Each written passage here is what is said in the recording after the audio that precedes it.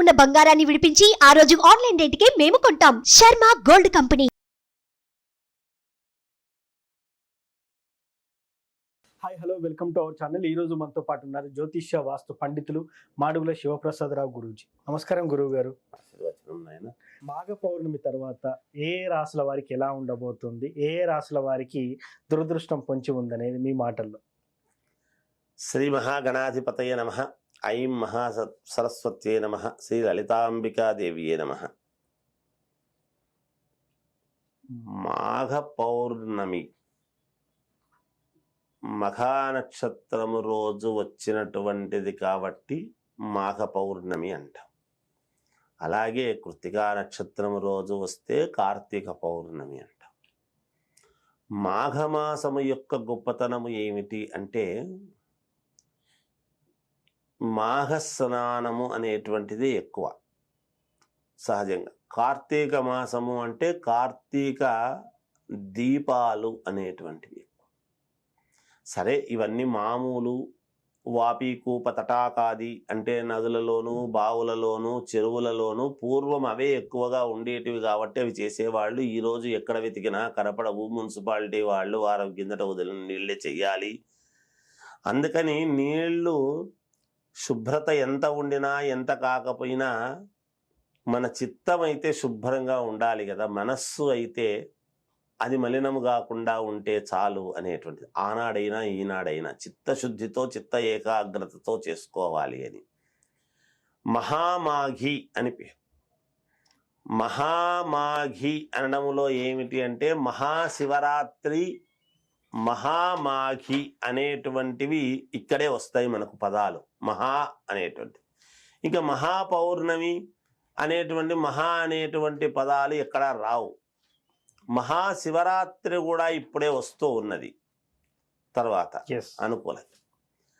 అలాగే మహామాఘి అనడంలో దీనికి పేరు.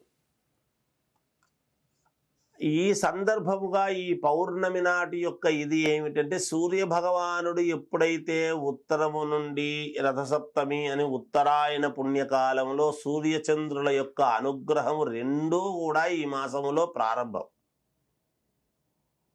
మహామాఘి అని పౌర్ణమి నాడు సూర్యుడి యొక్క అనుగ్రహం. సూర్యచంద్రుల యొక్క అనుగ్రహం ఏమిటి అంటే మానవ శరీరములో కుడికన్ను సూర్యుడు, ఎడమకన్ను చంద్రుడు అనేటువంటిది ఉన్నది. మనము మనఃకారకుడైనటువంటి చంద్రుడు అని కూడా చెప్పుకుంటాం. మనం చంద్రుడు మనఃకారకుడు, మాతృకారకుడు కూడా జాతక ప్రకారంగా. కొన్ని రాసుల వాళ్లకు మహాద్భుత యోగం అనేటువంటిది ఉన్నది.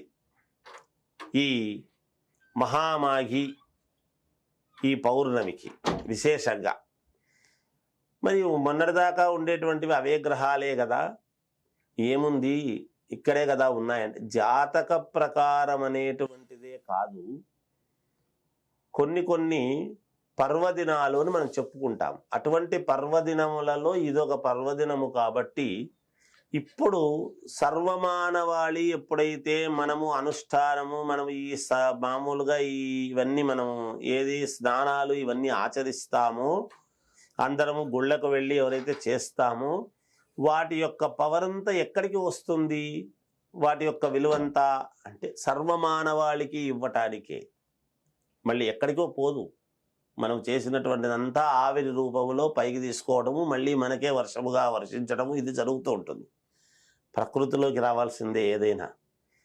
అలా అనుకూలించి కొన్ని రాసుల వాళ్లకు ముఖ్యంగా మెయిన్గా ఎవరికి బాగా కలిసి వస్తుంది అంటే చంద్రుడి యొక్క అనుగ్రహము పరిపూర్ణముగా ఉండేటువంటి రాసుల వాళ్లకు కొన్ని, ఈ పక్కపక్క వాళ్ళకు కూడా కొన్ని విధానాలు.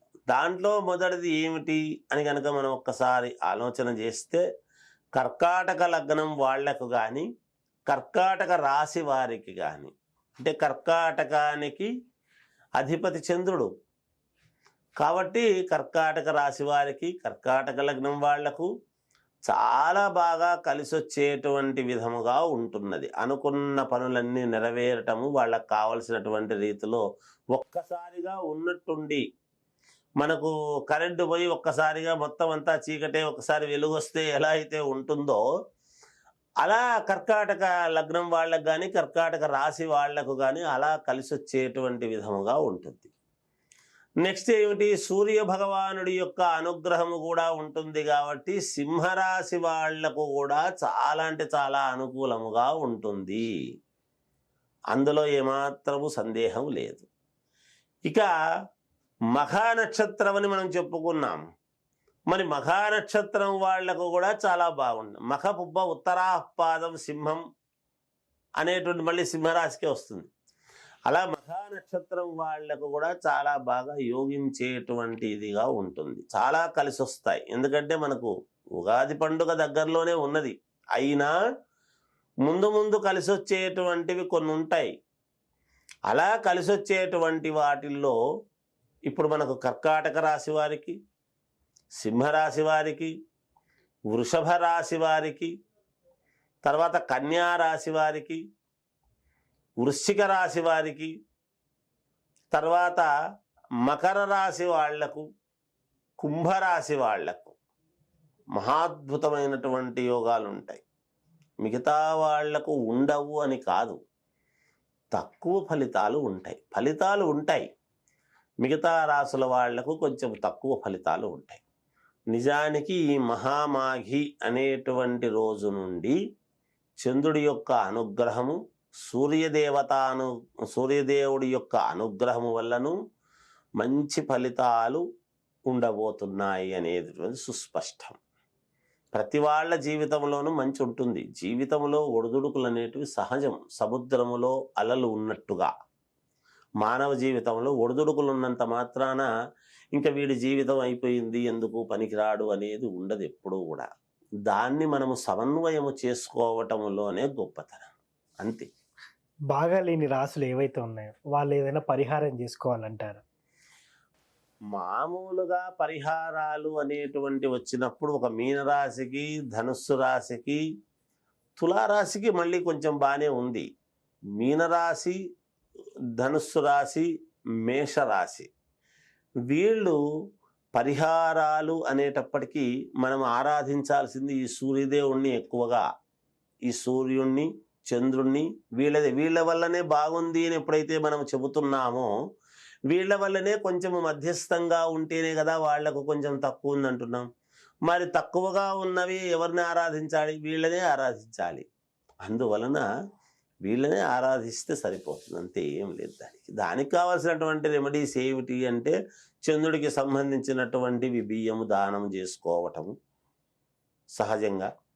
మనం మామూలుగా సూర్యభగవానునికి సంబంధించినటువంటి గోధుమలు దానము చేయటము, లేదా ఎక్కడైనా సూర్యభగవాను ఆలయాలకు అంటే విష్ణు ఆలయాలకు వెళ్ళి కాస్త చేసుకోవాల్సినటువంటి పూజలు అవి చేసుకుంటే చాలు, సరిపోతుంది, అంతే.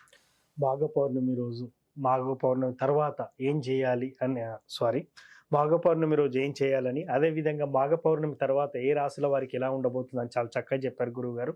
Thank you. చూశారు కదా, ఇది వాటి కార్యక్రమం. మరో కార్యక్రమంలో మళ్ళీ కలుద్దాం. Thank you.